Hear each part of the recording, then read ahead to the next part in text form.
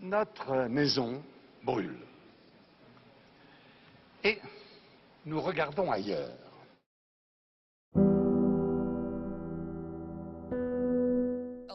degrees below zero right now in Chicago. And take a look behind me. You can see the vapor. Au moins 14 morts et plus de 170 disparus. C'est le bilan toujours provisoire du glissement de terrain. Vague de froid en Espagne, alerte au vent violent en France et une partie de l'Italie sous les eaux.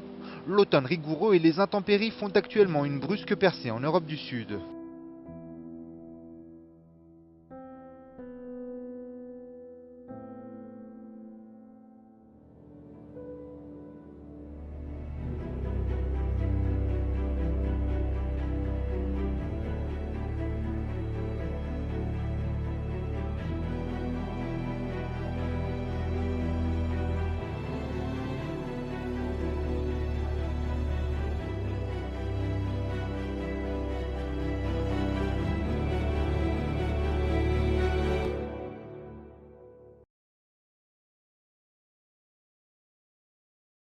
Bienvenue dans notre documentaire Le Monde sombre.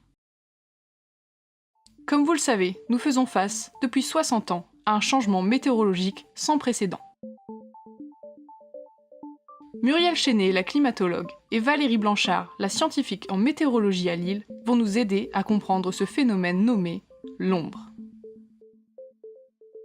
Nos équipes vous ont compilé des images exclusives et impressionnantes aux 4 coins du monde pour vous montrer l'étendue de ce cataclysme.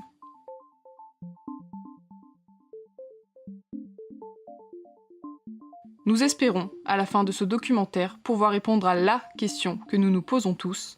Allons-nous survivre à l'ombre ? L'ombre est apparue il y a environ 60 ans, mais son origine remonte à plus d'une centaine d'années. L'industrialisation de masse s'est intensifiée dans ces années-là, ce qui a accentué le rejet d'aérosols dans l'air, ainsi que les projections de sulfate dans l'atmosphère.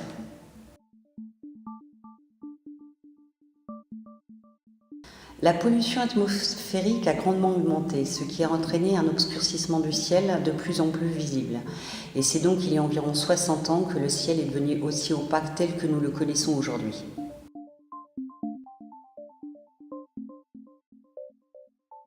En termes plus scientifiques, ce sont les combustions de charbon et les biomasses lâchées dans l'air qui s'agglomèrent dans les gouttes d'eau des nuages et dans l'humidité volatile, ce qui crée ce voile opaque et qui empêche les rayons du soleil de chauffer correctement.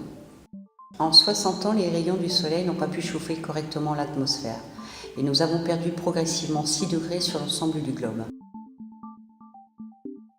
Ce qui a fait chuter les productions de récoltes de céréales, de fruits et légumes pour l'humanité. La baisse de température et le manque de nourriture ne sont malheureusement pas les seules conséquences de cette industrie massive. Pluie acide due au sulfate présent dans les gouttes d'eau, crues et étiage des fleuves, glissement de terrain causé par l'inondation répétitive, vagues de froid et tempêtes de neige. Les phénomènes sont nombreux et mortels, entre les glissements de terrain au Chili et au Pérou il y a 6 ans et les pluies acides dévastatrices dans les Vosges françaises l'année dernière. La situation est critique, voire catastrophique. Comme vous le savez, les pluies acides sont ici en France de plus en plus courantes et je vous conseille vivement de rester chez vous car elles sont nocives pour votre peau. Nous avons beau expliquer la situation et de pointer du doigt les causes, les gens ont peur. Ce qui est tout à fait normal car la vie devient de plus en plus dure. Les industries commencent seulement après plus de 60 ans à prendre conscience de leurs erreurs et à les accepter. Certains essaient de changer les choses, d'atténuer leur empreinte carbone. Mais d'autres préfèrent générer de l'argent en fermant les yeux plutôt que de trouver une solution.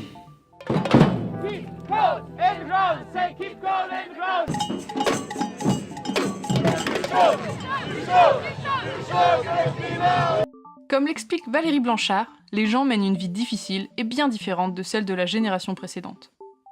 C'est ce que nous explique la jeune maman française Ingrid.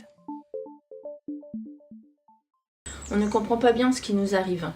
On a l'impression d'être au cœur d'un film apocalyptique. On me parlait de pollution, je prenais donc la chose à la légère. Je ne dis pas que si j'avais considéré donc la chose comme un réel problème, tout cela ne serait arrivé. Mais finalement, j'ai participé au développement d'un phénomène qui aujourd'hui a des répercussions dans le monde. Maman, j'ai froid. Je sais, mon cœur. Je sais. Les gens se disputent pour tout, principalement pour la nourriture. De nombreuses émeutes ont lieu donc près de chez moi. Mais bon, il faut revoir totalement notre mode de vie, sans savoir de quoi sera fait donc demain. Maman, tu crois qu'on va disparaître comme les dinosaures? Pour nous aider à répondre à cette question simple mais pertinente, nous avons fait appel à la climatologue Muriel Chenet. Pour considérer l'ombre et son effet d'obscurcissement sur l'atmosphère, nous pouvons nous référer à une des causes possibles, à savoir le volcanisme passé et actuel et ses effets sur les climats. Dans un passé très lointain, le volcanisme de type trappe s'est déroulé pendant des millions d'années. Les cendres projetées dans l'atmosphère l'ont été dans d'énormes quantités et ce volcanisme a aussi provoqué d'importantes coulées de lave. Le meilleur exemple se trouve en Inde, avec le plateau basaltique du Décan. Il y a 90 millions d'années, l'Inde était au niveau de Madagascar, puis s'est déplacée par le mouvement des plaques lithosphériques vers le nord. Et en passant, il y a 66 millions d'années au-dessus du point chaud de l'océan Indien, le plateau basaltique du Décan s'est formé avec 2 millions de kilomètres cubes de lave.